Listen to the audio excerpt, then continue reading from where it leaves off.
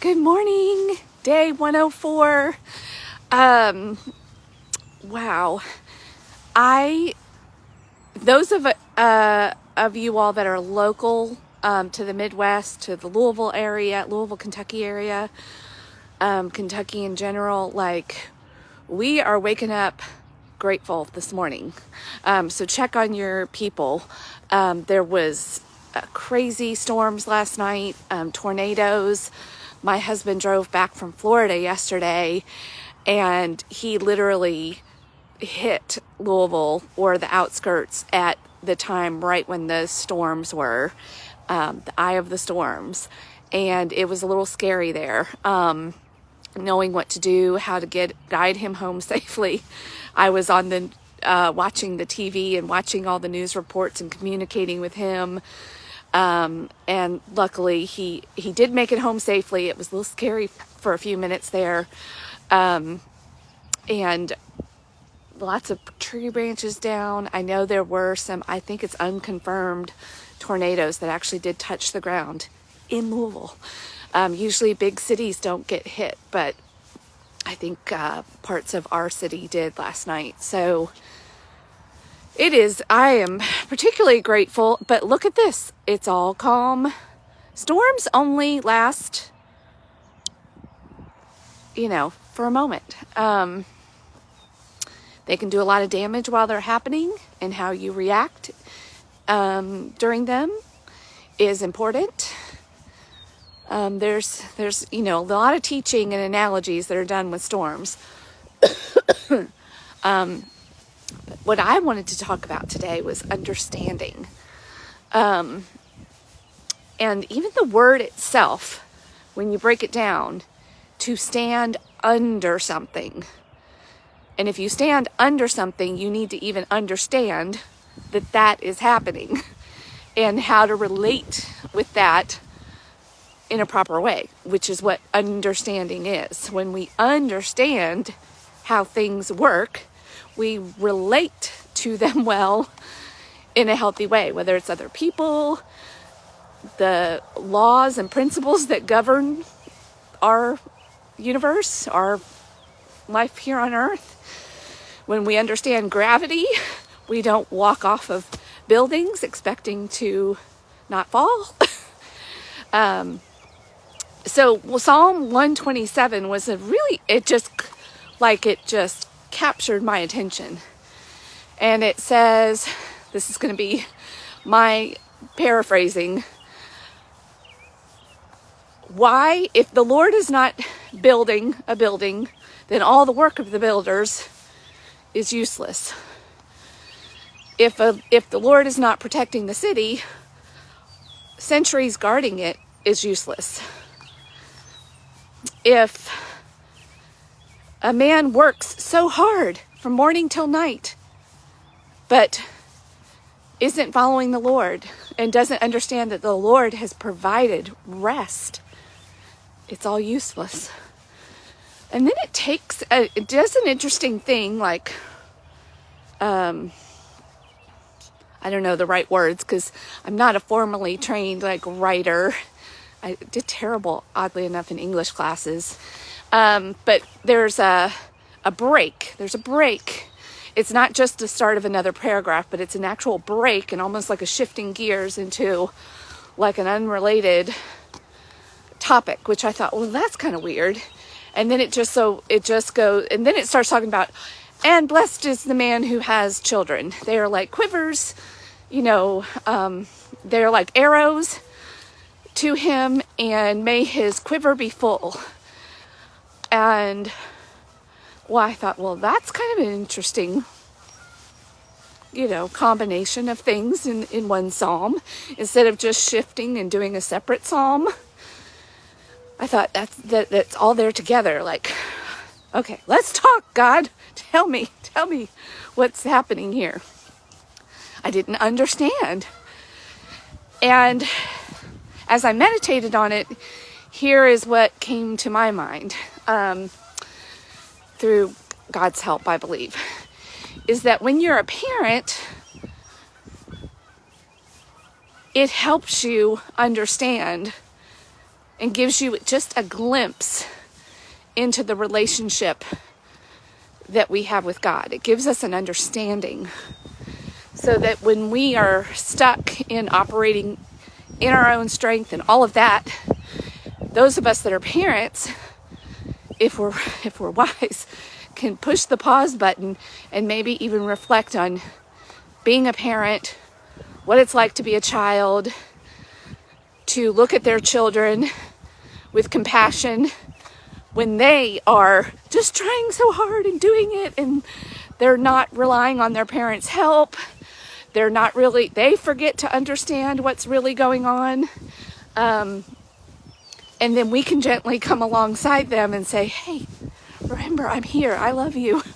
I'm here to help. I'm here to guide. I'm here to discipline. But it's always from a position of love.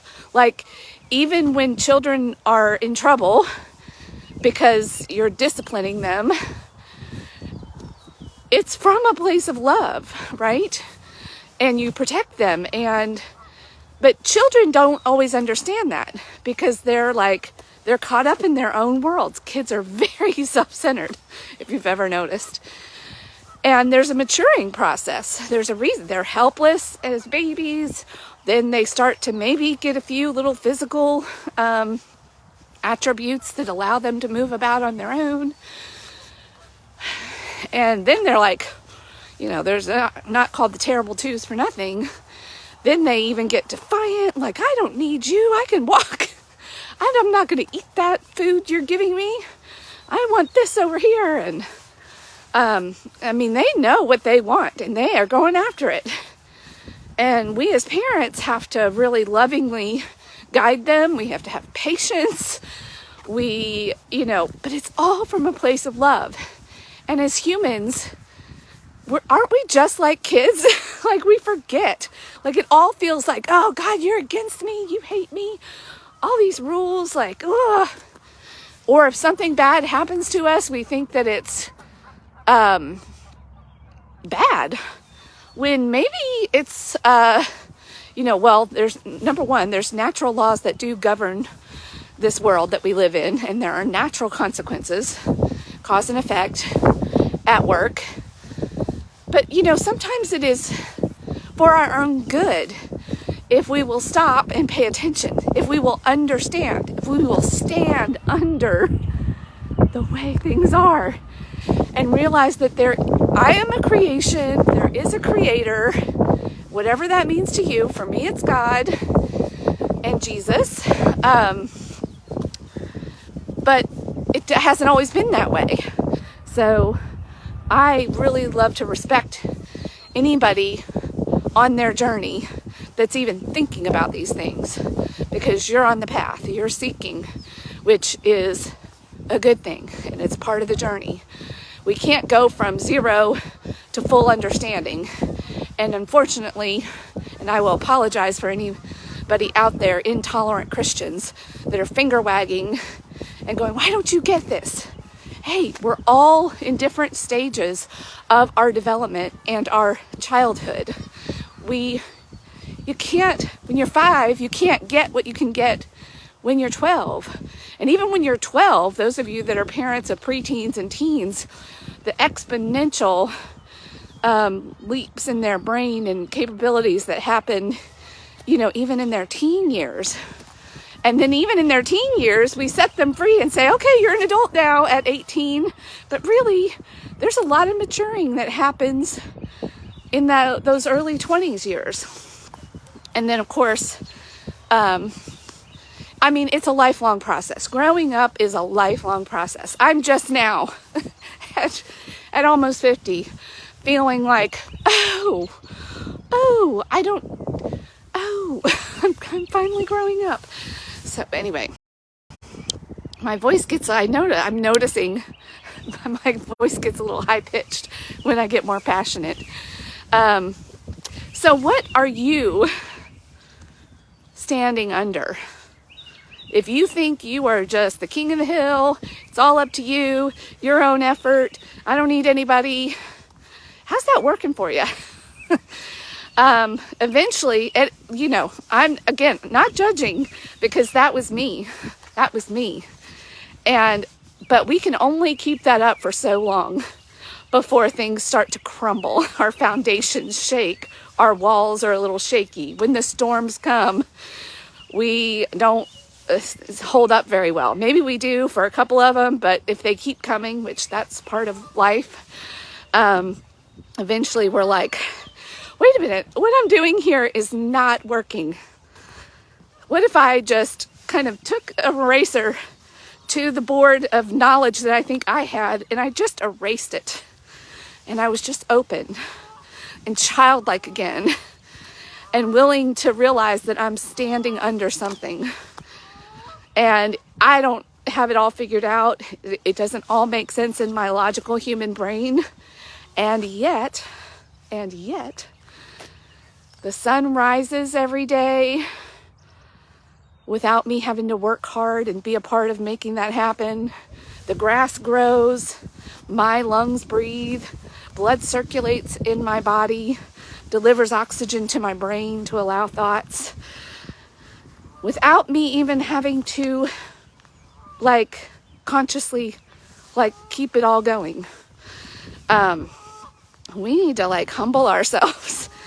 And I think that's part of what he was saying in this psalm through these analogies, that unless you really understand how it's all working and who's at the head and who's doing it all of our trying hard without that understanding and without standing under the Creator and appreciating and acknowledging the way things work and relating to it in a healthy way, it's useless. It is useless.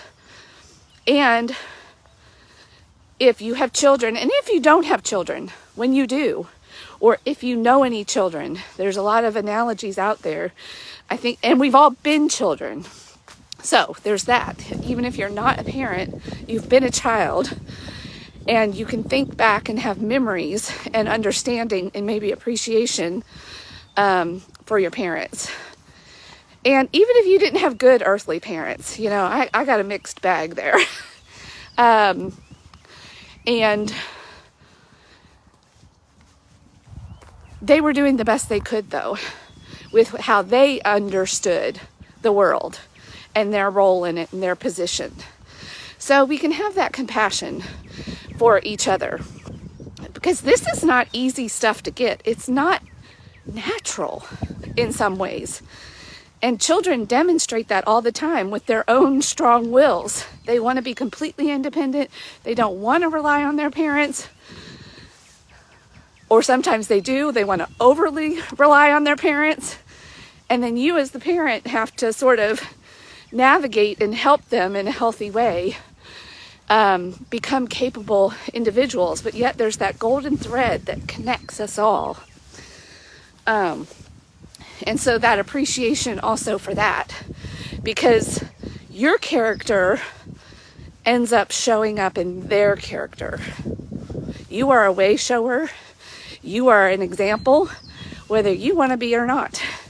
And a lot of us like to, there's that, those quotes that are out there from parents, because children are smart. They're like, well, you don't do that. Why are you telling me to do that if you don't do it? They're like, well, I'm your parent. You don't question me. I can do what I want. You need to do what you're told. Children are smarter than that. And that's not going to fly. But as people under God, God's not like that. He is totally reliable. He is totally faithful. He is totally consistent, because he created it all. He can't go against his own words and his own principles and his own laws and his own word. Did I say that already? So what are you standing under? If you're out there standing on your own, saying, I'm the king of the hill, queen of the hill, how's that working for you? Are you exhausted? There's rest. He promises rest. He promises protection and provision.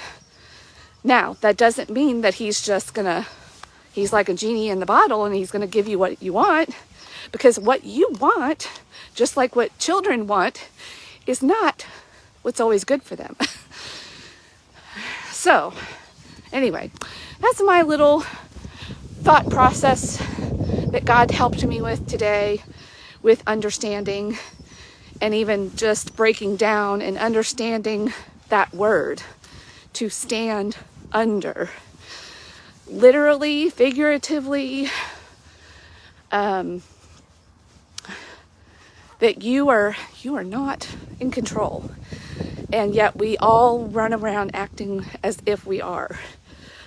All right, those of you that are in Kentucky or in this part of the country locally, I hope everybody's doing well. Your houses are safe.